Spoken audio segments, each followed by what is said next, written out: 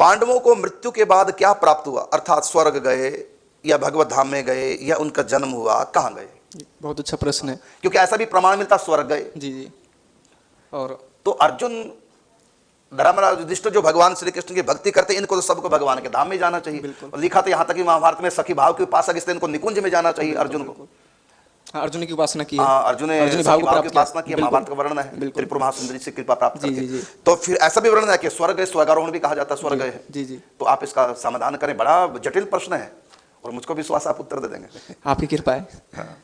जैसा बताइए, अर्जुन का बताइए, अर्जुन युधिष्ठिर कहाँ गए? जी जी। मृत्यु के बाद। जी, ये जो पात्र हैं ये पौराणिक पात्र हैं, और पौराणिक जो पात्र होते हैं वो सदा से चले आ रहे हैं, और उनमें एक पात्र के अंदर अनेक आत्माएं आ सकती है। जैसे हमारे निम्बार्काचार्य जी हुए, तो उनके अंदर में 8 आत्माएं थी, 8 स्वरूपों जी, 8 स्वरूपों में। तो उसी प्रकार इनके यशोदा जी में 3 आत्माएं। जी जी, 3 आत्माएं थी।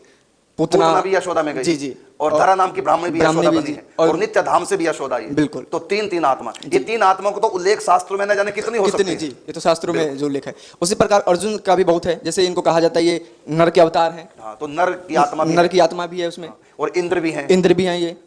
और ठाकुर जी बोलते हैं पांडवा नाम धनंजय, और मैस्यम जी, पांडवों में धनंजय हो, यानी स्वयं भगवान भी अर्जुन।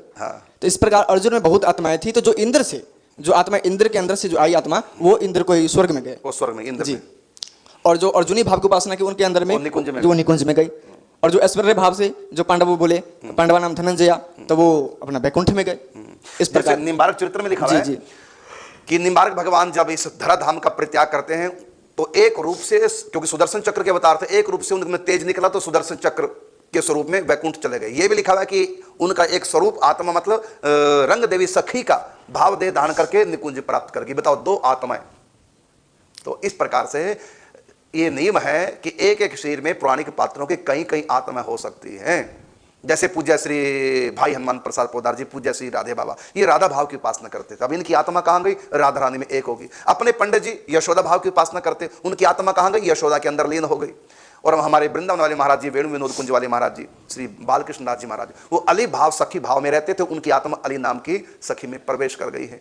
तो इस प्रकार एक एक भाव देह में कई आत्माएं प्रवेश कर जाती हैं। जैसे यशोदा के अंदर पूतना की आत्मा भी चली गई, यशोदा के अंदर धरा नाम की ब्राह्मणी की आत्मा भी है पूर्व जन्म में, जो वसु की पत्नी थी, और नित्य धाम से यशोदा भी आई थी। तो इस प्रकार एक एक शरीर में कई आत्मा। तो अर्जुन एक नहीं है, अर्जुन नर अवतार भी हैं, और स्वयं श्री कृष्ण भी हैं अर्जुन, और इंद्र भी अर्जुन है। अब ये 3 आत्माओं को उल्लेख है।